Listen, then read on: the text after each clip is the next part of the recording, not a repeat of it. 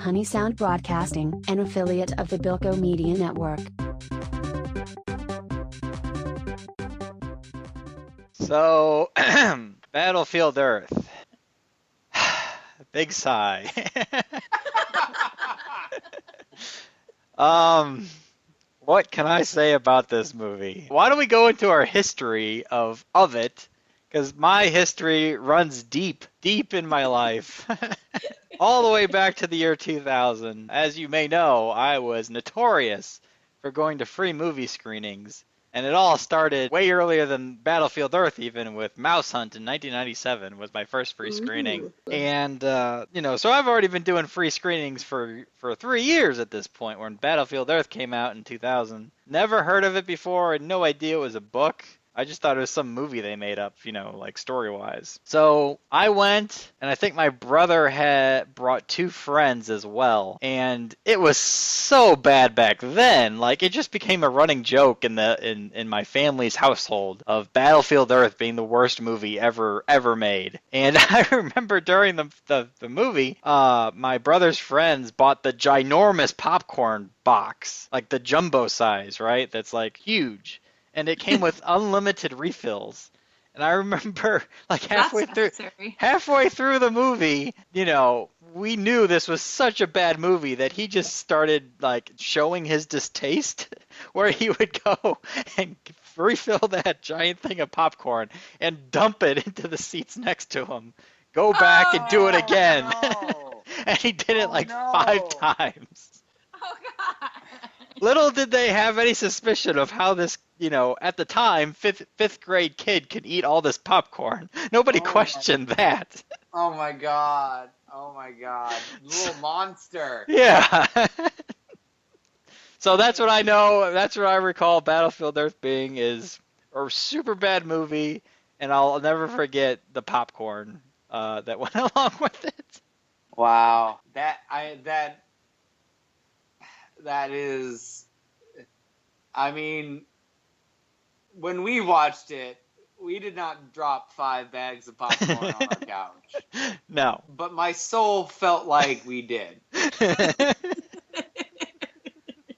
Yeah, well, let me continue, because it obviously bombed at the box office, right? And nobody I would talk to for the next 10, 15 years ever heard of Battlefield Earth. And in the brief times that it ever came up in conversation, I would tell the lore of how awful this movie is, and nobody would ever believe me that such a thing even exists. I mean, it won some awards. It won the Razzies. I think it still has the record for the most Razzies ever. According to the Wikipedia article, it was until 2012 it had the record. Oh, something beat it? What beat it? What beat? Let's find out. Yeah, I mean, they did win a lot of awards. They won the Clearwater, Florida Film Festival. It was the only submission allowed. They won the Operating Thetan 3 screenplay. Lord Zeno was in attendance. It was... Jack and Jill. Okay. All right. Well, Jack and Jill, the Adam Sandler one? That's our next one. Oh, God. It matched it with 12 nominations, so. I've never seen that one, so. So it tied. It tied. Okay. Oh, it tied. Uh-huh. Mm-hmm. So Battlefield Earth still reigns supreme, is what you're saying. Yes, as the original. Prime. The Prime Raz. Yes. So, yes. But, Bill, in the delicious stew of Battlefield Earth, what elements go into making such a delightful taste?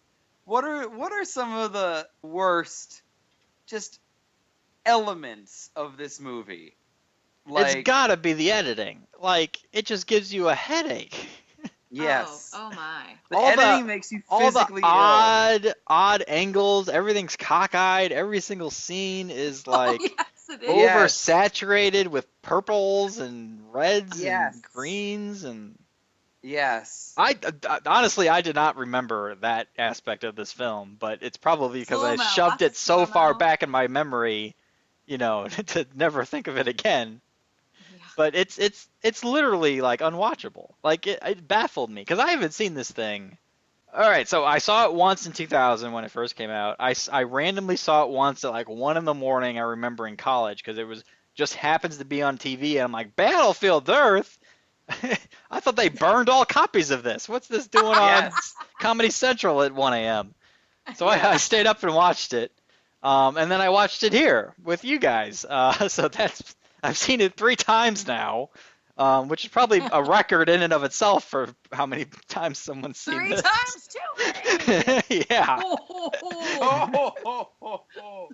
but yeah, I mean, rewatching it now, the worst part has got to be that editing. I would say the second part, or another part, not just the second, but just another part of it that was awful, was the length. It just dragged. Very long. It just dragged on and on and on. Yeah, well, it's based on the book, so that's a whole nother aspect I want to get into here. Considering I just listened to the audiobook. Yes. So how about you enlighten us? Can you enlighten us? Okay, so the events of the book and the events of the movie are roughly the same, but the movie only contains like half the book because they were going to film. Yeah. Yeah. Let's back up even more. So I want to say around the time around the time I saw Battlefield Earth the second time in college. I also remember watching Stephen Colbert, and he like interviewed Mitt Romney or something like that, and Mitt Romney was asked, "What's your favorite book?" And he said Battlefield Earth. No, he did not. Yes, Oh and, my God! and that piqued my interest. That piqued my interest because I had no idea at that time that Battlefield Earth was based on a book. Oh boy. And that got me thinking. I wonder Is he a Scientologist? Is he a Mormon Scientologist? And he might just very well be. Is he a Mormoncologist? That's the best religion. Mormontology. They're pretty close, aren't they? Xenu visited Joseph Smith. And If you drink caffeine, you'll invite the Satanists. yeah, the Satans will get you if you drink caffeine. Oh my God. Yes. But anyway, Yes. so I have Mitt Romney to thank that I even know that there's a book out there called Battlefield Earth, because I had no Thank idea. goodness for Mitt Romney. Exactly. So I was always curious about the book and how it relates to the movie, because I knew about the movie and how terrible it was. It's like, surely the book can't be that bad. So I always had in the back of my mind I should go and read the book, and over time I didn't care about reading, so I've gotten into more audiobooks, and I somehow found Battlefield Earth, the audiobook, and realized that it is like 2,000 pages long or something insane like that. I think the time is something like 42 hours, maybe more. Wow. Something like that to get through. Oh boy. Of course, I went on a road trip, as you well know, and it took me all the way to the West Coast to pretty much get through with it. Wow. But I did finish it, and it is a hoot. And I think, Tristan, you even had a little intro to what it's like listening into the galactic reports and then stockholding shares of cutting bonuses Oh my God. It was like this 5-minute scene where like the only action is 2 bureaucrats throwing a folder at each other from across the desk. And it went on forever. And that is exactly how dry this book is throughout like the whole thing. It's like, imagine if there was a scene in The Hobbit where like Smaug like talked to other dragons and was really mad that he wasn't getting like advanced in like the dragon corporate bureaucracy. And Wasn't getting that promotion, bonuses and are he being was cut, getting- profits right, are he was- down. Yes, he was getting outmaneuvered and his profits were down, and he was really sad about that. Like, and just imagine that scene happening for like 5 or 10 solid. So I mean, it's understandable how after hearing that scene, it really is understandable like how much the movie absolutely drags, just drags and drags and drags. To the point where, like, a major subplot, like, halfway through the movie is trying to figure out what kind of food that human beings like, and they come up with rats. And that, like, they really want to put that in there. Because that was in the book. I do remember that. So the book itself, to get back to your question. Walk us through the book. The movie is only the first half of the book. There's a whole nother thing that goes on afterwards that they were originally supposed to make a sequel, like a movie of. Yes. But thank God the production company went bankrupt or something, because they never actually made the sequel. And I doubt they'll ever will. With we give it 2 out of 5 golden compasses. I do recall seeing that one too with you, Tristan. It's something you dragged me to go see that I knew nothing about. Oh yes, and could tell within the first 30 minutes that this franchise was dead. Dead. DOA. Exactly. Much like Battlefield. All right, so tell us what's going on in the book. So you all know the movie and yes. know it well. So Yeah. after they blow up Cyclo, the home planet. Yes. The humans in the book now, because that's the end of the movie, the humans don't really know if they blew up Cyclo or not, so they keep expecting this like massive invasion to come. So they take 3 years to prepare or something like that for an invasion that really never happens. But over that time, they unite all of humanity who's ever left. And keep in mind, there's only 20, 30,000 people in the world left at this point. Yet somehow they're able to create a whole industrial economy and, keep the whole thing going. And all of a sudden become, modern age humans, even though they're all cavemen, not just, a year or so before. Cavemen that can fly Harrier jets. Yeah, that all aside, let's ignore all that for now. But in terms of the plot of the movie, eventually other alien races start appearing on Earth, and stay, but they stay in orbit because they're monitoring what's going on, because they know somebody blew up Cyclo, but they're not sure who. And they see all these primitive humans running around, and they're like, surely they're not them, but it ends up being them, obviously. And there's this whole thing where people still, these other alien races want the resources of Earth just like the Cyclos do, and there's this drug-on bureaucratic war and physical war of fighting over these resources, and then they all come to a Treaty of Versailles summit at the end, and they negotiate out a treaty. And what the wow, it really gets bad really quickly there. But anyway, they were planning on doing a sequel of the movie somehow. They were somehow put this into a movie. I don't really understand that. Because here's the thing: one of the main alien races owns the Galactic Bank, and since the Cyclos bought Earth from the bank, they needed to repay the mortgage, right? And since the Cyclos are dead, somebody's got to pay the mortgage, and so that kind of fell on the humans to pay the mortgage. And so they got to come up with all this money by X day, or else the bank will foreclose on Earth and have to sell off Earth to another alien race that will come in and mine everything. That one group of aliens that are trying to mine Earth. It's so weird. Anyway, so our boy Johnny Goodboy Tyler somehow uncovers, or really it's his people uncover, it wasn't even him, uncover that the Galactic Bank is actually almost in default, and so they come up with a way to somehow the people of Earth end up buying the Galactic Bank, or come up with a a way to gain controlling interest of the Galactic Bank. We cavemen discover Bitcoin. Yeah.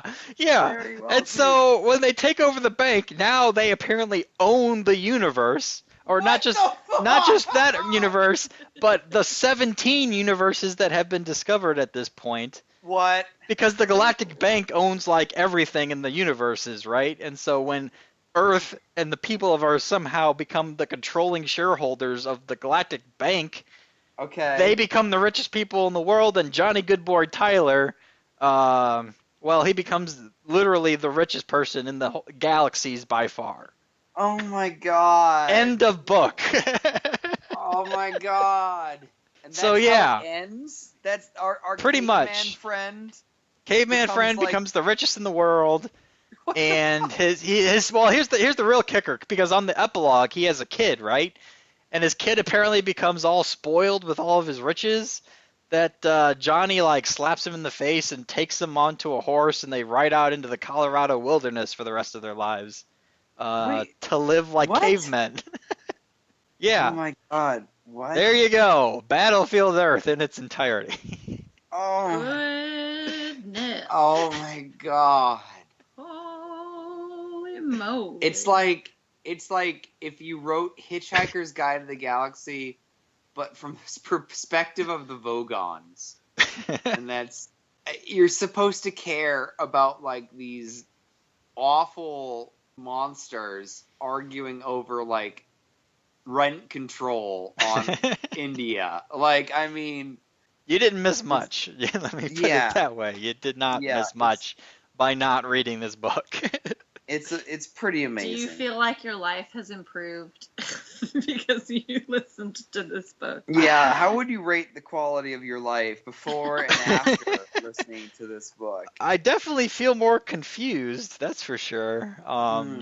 You know, why did I stick it out for that long? Like, what was the point in that audiobook where you kind of realized, because 42 hours is a long time, when did you realize there was not going to be any payoff that was worth it? When did you realize the juice was not worth the squeeze? Oh, before I even picked it up. I mean, if I knew anything about the movie, I knew this was going to be a terrible audiobook.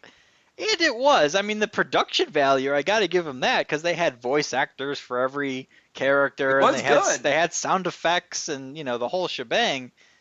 But the content was just Yes. it needed a lot of work. But I mean, like I said, I have a strong history with Battlefield Earth, and I wanted to get the full story. And I was going You on this just long road needed- trip anyway, so I knew I was going to stick it out. Actually, I didn't know I was going to stick it out, because I made sure I had enough audiobooks to make it there and back if I bailed on Battlefield Earth like right at the get-go. Good. Because I knew there was a very strong reason that would be the case. And probably the production value is what kind of kept me going and not stopping. Because if it was like, you know, L. Ron Hubbard reading this himself, like, I don't think I would have stuck it out. it's Okay, just so man. hard to listen to, because I just remember just driving with you back from the museum and listening to this and just like screaming just because they go on like 5-minute descriptions of how they're gonna build a dam in a valley in China and how they're working with it's just like it's like your local city council planning minutes, you know. Yes. On this grand intergalactic scale, and you know, it's like, who does the Emperor's taxes? What's his story? You know, in Star Wars, right? Like, I mean, you know, how does the you know, Federal Coruscant Reserve work during the events of Star Wars? Let's really dig into that. Oh, my God, into the main character being the owner of the world. Okay, all right, and he gets rich and he rides out into Colorado. Side question: since there are 17 universes, doesn't it mean that there's 17 Earths? And if so, what's happening on those? Well, I think each universe is unique in of itself. It's not a mirror image of our own. Okay. And the only way you can bounce between I can't even say it, between universes is to use teleportation, which actually that might be why they got the Galactic Bank to cave to the humans, because somehow the humans understood alien math and like unlocked the secrets of teleportation, which the Galactic Bank uses. And it was just so complicated. But that's how they are able to bounce between universes, using teleportation, which the Cyclos had a monopoly on and wouldn't allow anybody else to understand their math. So they came up with some kind of cryptic code to do all their math in, so nobody else could discover teleportation. And that's how they kept grips on the universe. Wow. Yeah. Riveting. Riveting. Isn't it? So the movie. Yeah, let's go back to the movie here. Let's start with the movie proper, because now I know the entire plot, and I was really wondering where all this would go. Was going, yeah. Of course, it ends up with him being the richest guy buying a bank, and that's the climax of the story. God. Yeah. It's just the lamest dream. Like, you can write anything to from pen to paper, and it's like, one day I'll own the Galactic Bank, you know. You know, I'm a caveman, you know, in Colorado, and one day I'm gonna own everything. So yeah. So the movie was just particularly visually horrible. Absolutely.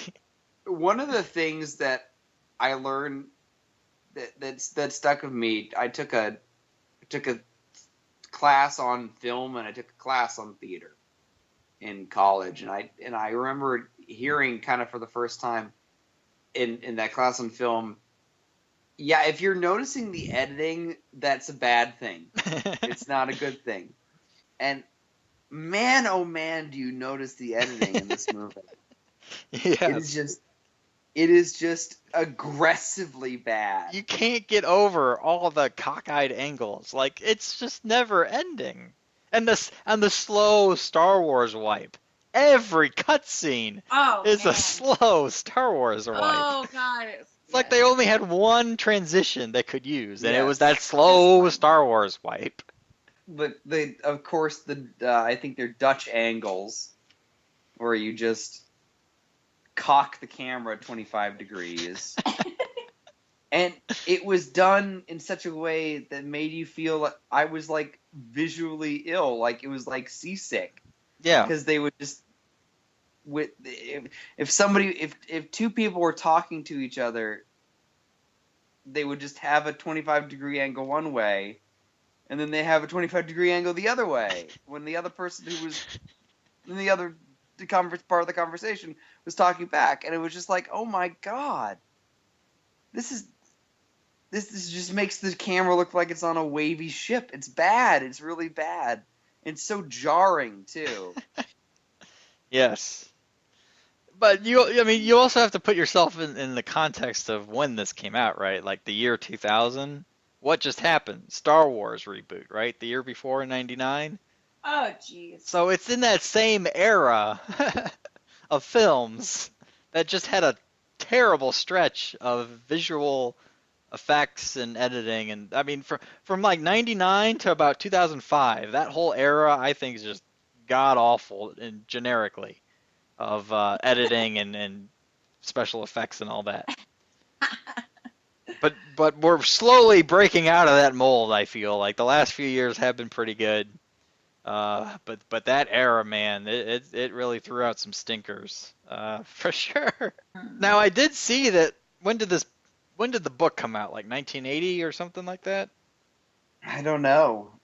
Yeah. I think it was around then. Hubbard. I think it was around like 1980. And shortly after, John Travolta wanted to make this movie. Yes. So we're talking like 1983 or something like that. They wanted to do Battlefield Earth, and John Travolta was supposed to be the main Johnny Goodboy Tyler human guy. He was. Yeah, that was the original plan in '83, and I gotta think I gotta think it would have been a better movie had they made it in 1983. But for whatever reason, funding fell through, or nobody wanted to do it, or one of the combinations, and they Took a put it on the while. shelf. Put it on the shelf. So fast forward 20 years. Okay, John Travolta's an even bigger actor. He has He's more a clout. millionaire. He has more draw, and I think he even produced this thing.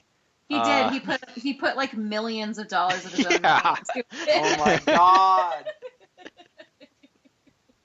So obviously he's too old to be the young human guy now, so now he becomes the alien instead, and funds the whole shebang, or most of it, and loses like all kinds of millions of dollars on it because it doesn't do squat in the box office. Nope. His character is so nuts too. He's He's just like, ha ha ha, like he thinks he's so sneaky. yes. He's He's just jerky all the time. yes. Like he's like, I'm on your side, and then people are like, really? And then he's like, ha ha ha. I betrayed you. Ha ha ha. That's what it is all the time. Like, it's so weird. Yeah, he's just a giant jerk to everybody, and he thinks he's being clever, but Yeah, like, exactly. He's like keeps like laughing like he knows something you don't. right.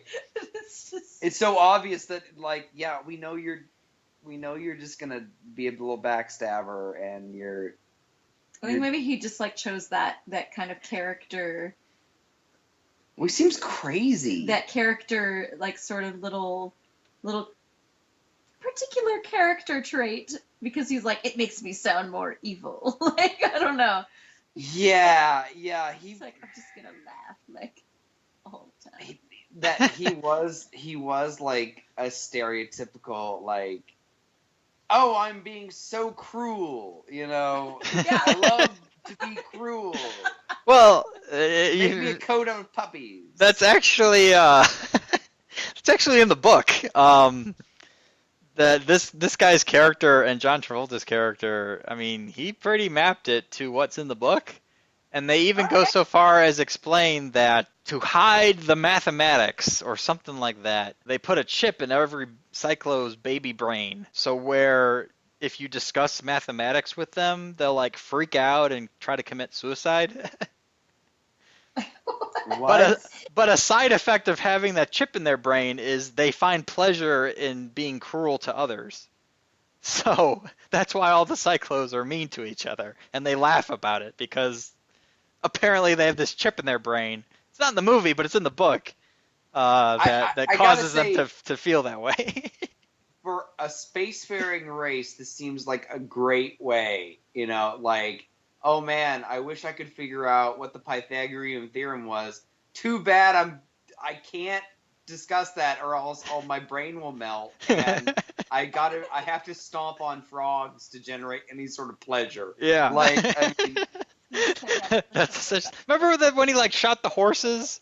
yes, and he just like cackled wildly. I Yeah, think. yeah. Well, that's why he likes it.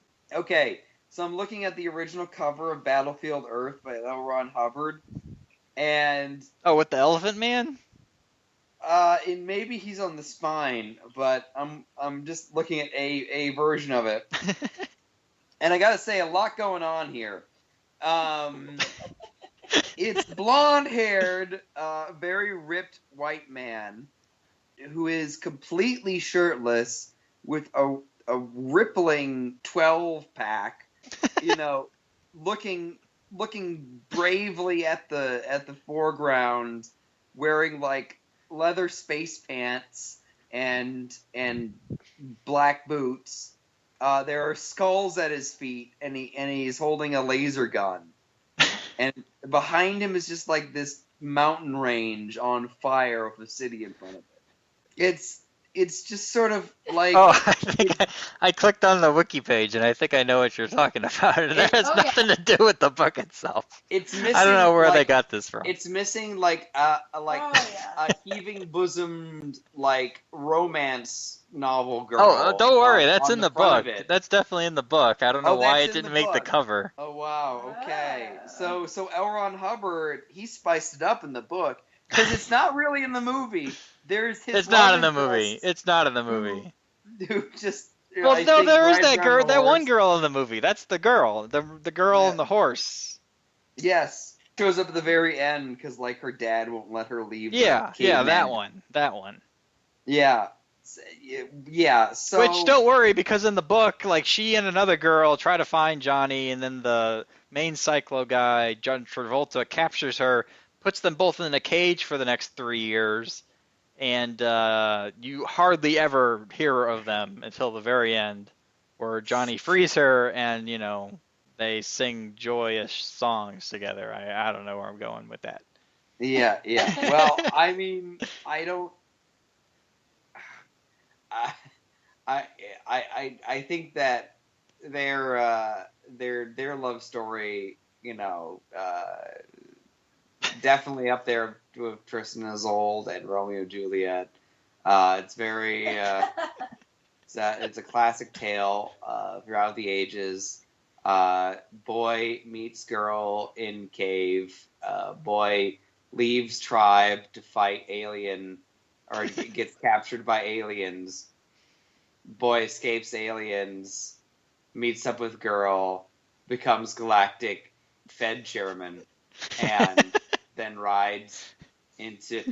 So in the books, does she hook up with Ella? They have a son. I They both ride off to Colorado. I don't recall them going into those fine details, but I can only assume that they did get married Yeah, at and some they had a point kid. and had a kid, a spoiled little Wow. brat, according to the epilogue. Wow. I just feel like this is like a very deep dive into all of Elron's his pathologies. Because I know that Scientology is like very against psychology in the name that they're cyclos that only get off on cruelty and manipulation. Like, I feel like that has something to do with that. Just a very strange book, because it's just like, I can't understand. Poured your own personal money into this. I mean, I can't believe John Travolta only have $1 million or $2 million. Really, like John Travolta made his version of The Room. This whole story, this whole movie. Well, this whole story is awful. The evoking it into a movie is a crime. There is a cell in Geneva with Mr. Travolta's and whoever edited this movie's names on it. In your opinion,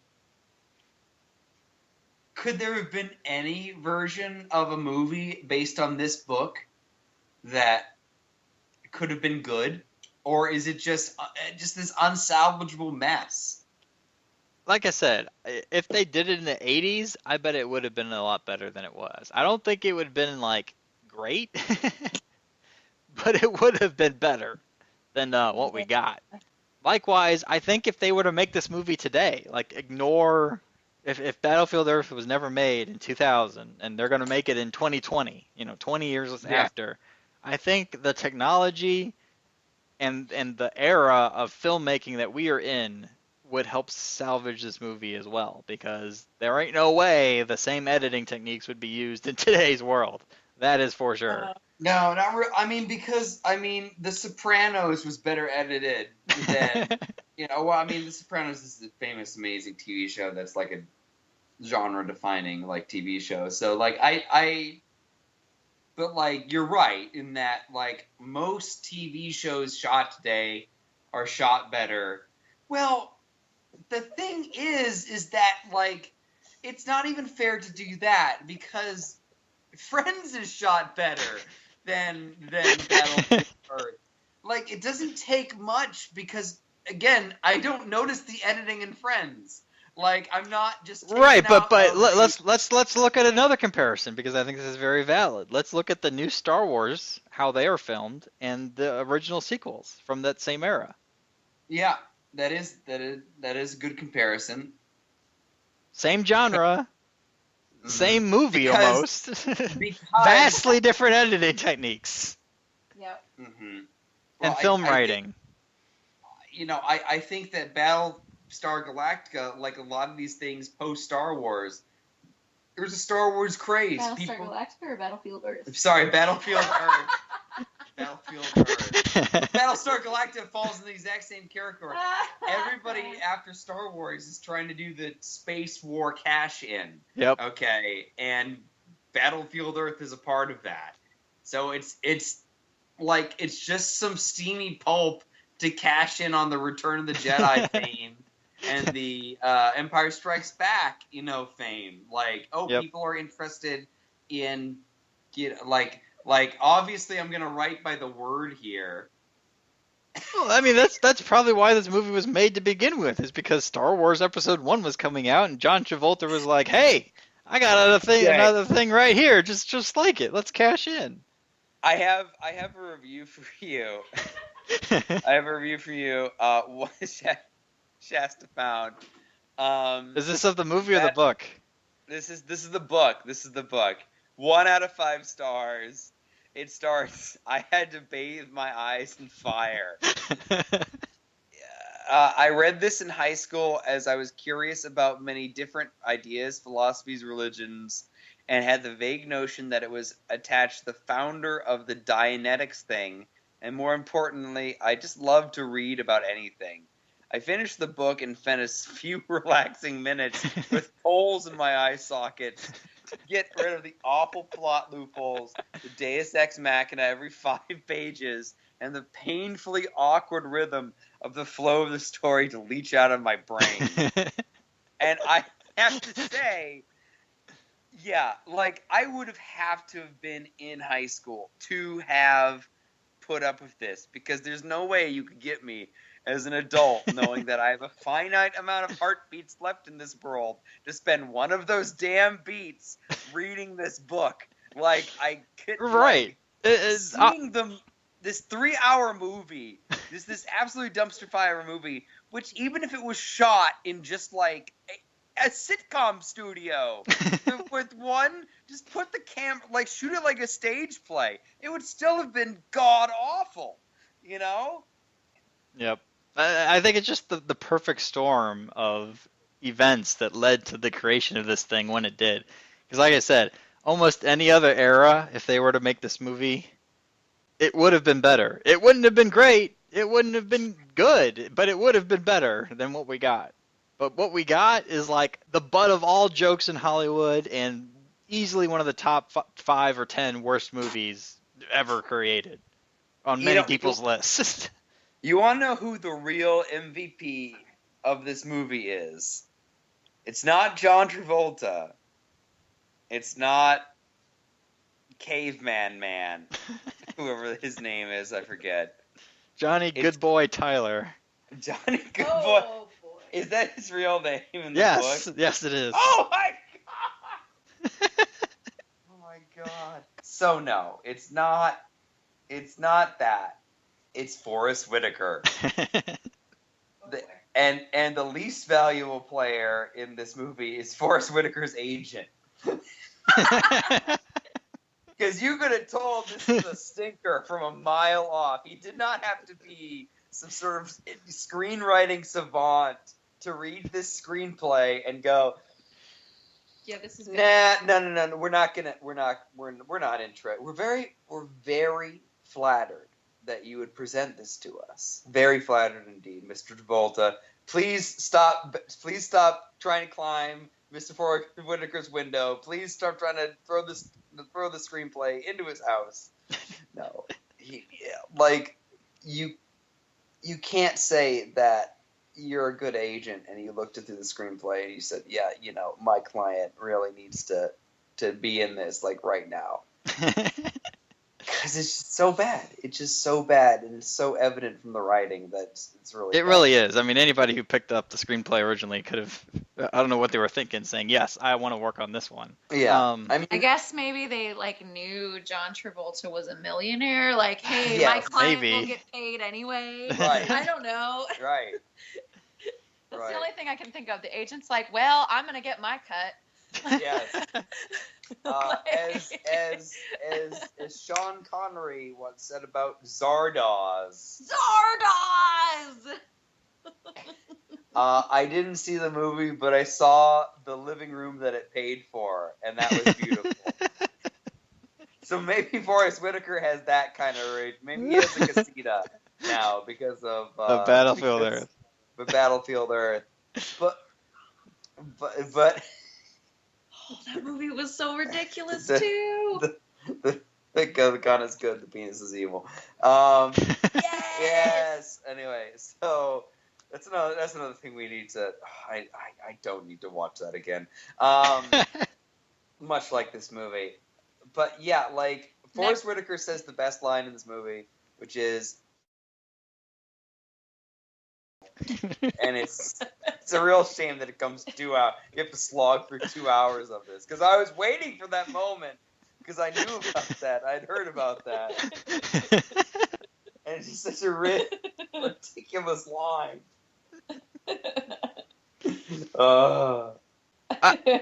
I will say one of the biggest pet peeves in this movie for me was not in the book. And they drastically changed something for the movie that's also not in the book that's very relevant. And that is the Harrier jets. Okay, so there what's are going no on Harrier jets in the book. Let me specify that right there. So they purposely, somebody thought that this was a good idea to include in this already awful movie. Because in the book, you know how the man animals have to go out and mine the gold? Yes. Well, they get a whole year to do that in the book. In the movie, they only have 1 week. So in the book, they go out, and while they're mining for gold over this entire year, Johnny Good Boy Tyler is teaching others how to fly the alien spacecraft. Still, to me is unbelievable because these are essentially cavemen learning to fly a very sophisticated machine within a year. Oh, no. For the movie, you have to learn all that in a week and learn how to fly a Harrier jet in a week. Oh, yeah. Wasn't he like soaking up tons of other things immediately though? Well, he got put into the. He got put brain- into the brain thing, but I don't think they had one of those at the mining site. It was amazing, like their clever trick of like, oh, we'll just find gold in Fort Knox, and then Which they did, right? They deliver- found gold at Fort Knox and delivered them in bricks. In the book, they tried to do that, but Fort Knox had already been raided. There was no gold left. But apparently in the movie, to speed things along, that's where they got their gold from. That's so rough. That's such a rough waste of time. Right, because why wouldn't the aliens know about Fort Knox? You'd think Right. that'd be pretty darn easy if they have these gold sketching drones that found the vein they were supposed to mine to begin with. Like, you would probably, if you could find something that has gold veins, you can find something that has, like, a giant ton of refined gold in it. You could probably do that. Yeah. That's just like an above-ground building with comparatively minimal security. I don't know, like a mountain, I mean, come on. The fact that the whole damn universe revolves around, like, banks and gold and, like, petty capitalist bureaucaphy, it's just... It's such a soul-crushing. depressing, It's stupid very universe. soul-crushing. It really is just like imagining like Space Dilbert as being like, well, that's what I'm gonna write about. I just like the amazing lack of imagination from this guy. I just can't get my head around it. And yet there are some 5-star reviews on Goodreads. There are. What is a 5-star review for Battlefield Earth? Pull one up. Anyway, so I think we should conclude this with a 5-star review, really endorsing this. We need to make sure that everybody who listens to this goes out and buys the book and watches the movie and buys like a John Travolta poster or mannequin or something. But anyway, while we're looking this up, Bill, if you haven't exercised all your demons about this movie yet, what have you left? What's left? Yes. I think we hit the main the main pain points there, which is essentially the whole movie. Let's face it. Yes. I mean, it's not a book I'll go back and ever read again, that's for sure. And no loss if I ever not see this movie again either. For me, it was so bad it's bad. It was definitely worse this time around than I remembered it being, even though I knew it was bad to begin with. But a dissenting opinion is Coquille Fleur, who gave this 5 stars. It is an undifferentiated. She clearly doesn't know how to write in paragraphs, so it's. So I really see her inspiration. I'm not gonna read this, but like, she basically outlines the plot of the book. And then just says, I won't spoil it, read it yourself for more. It's got all the elements of a good post-apocalyptic read plus science fiction alien adventures. But you have to look beyond the story to what this book is really saying. Who is in charge here? The legal title, the money, the Greys. Pay attention to that more than the hero saves the day story, and you can actually learn something valuable from this book. I can tell you I learned nothing from this book. Nothing. The brilliance of this tale is the hierarchy of alien nationalities scooping out Earth. The bankers especially.